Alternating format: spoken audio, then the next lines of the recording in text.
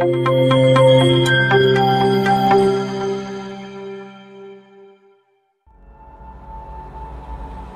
दिनांक 7 एप्रिल रोजी राष्ट्रवादी काँग्रेस जनसंपर्क कार्यालय कर्जत इथे पक्षप्रवेशाचा कार्यक्रम आयोजित करण्यात आला होता। या कार्यक्रमात राष्ट्रवादी काँग्रेस अजित पवार गटाचे स्थानिक नेते तथा रायगड जिल्हा परिषदेचे माजी उपाध्यक्ष सुधाकर खारे यांनी नेरळ शहरातील समस्यांवर सर्वांचं लक्ष वेधलं। नेरळ शहरामध्ये आमचे भगवान शेठ त्यांचे त्या ग्रामपंचायतचे सरपंच होते।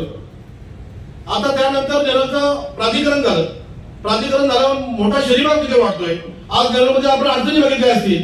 नेरळमध्ये कचऱ्यासाठी मोठ्या समस्या आहे। नेरळमध्ये बाजारपेठ छोटी आहे। नेरळमध्ये जाणे येण्यासाठी रस्ते नाहीये।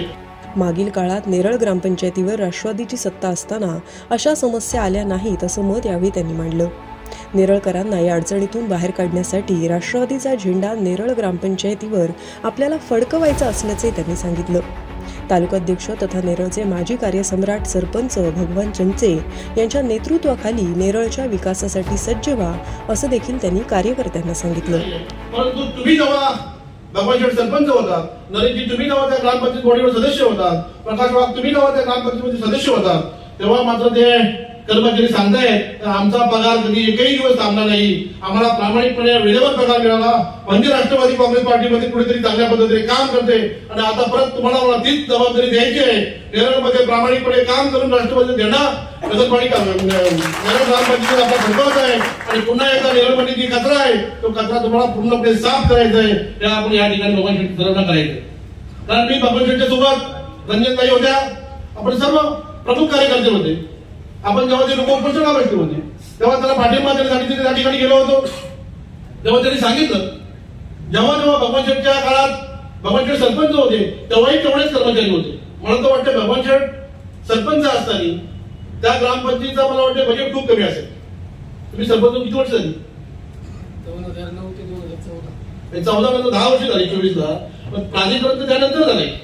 14 नंतर प्राधिकरण झालंय आणि प्राधिकरण झालं इतकं मोठ्या प्रमाणात नेरळ शहर वाढले, त्यांचं शहरापेक्षा नेरळ शहराचा विस्तार मोठा आहे आणि येणारा त्यांचा सर्व कर असेल, पाणीपट्टी असेल, घरपट्टी असेल, विविध प्रकारचे कर असतील, आधी चांगल्या पद्धतीने रेकॉर्डिंग करून नेरळमध्ये घेऊन कळलं पाहिजे